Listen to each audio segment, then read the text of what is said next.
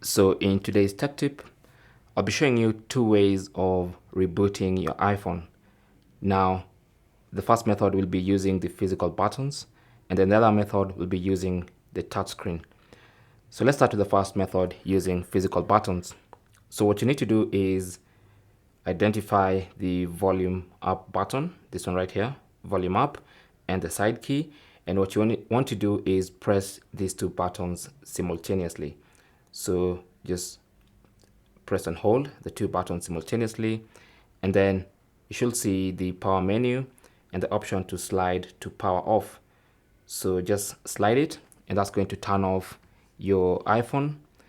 And then you need to wait a couple of seconds, about 15 seconds, maybe 15 to 20 seconds before you can boot the phone back up. So after about 15 seconds, then just press and hold the side button until you see the Apple logo.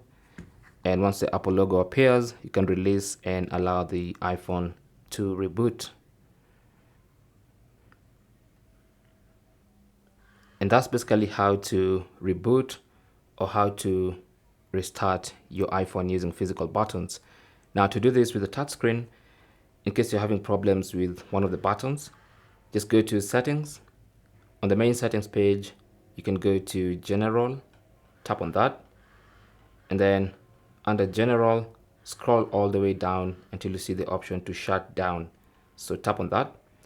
Again, that brings the power menu. Slide to shut down your iPhone. And then once again, you need to wait about 15 to 20 seconds.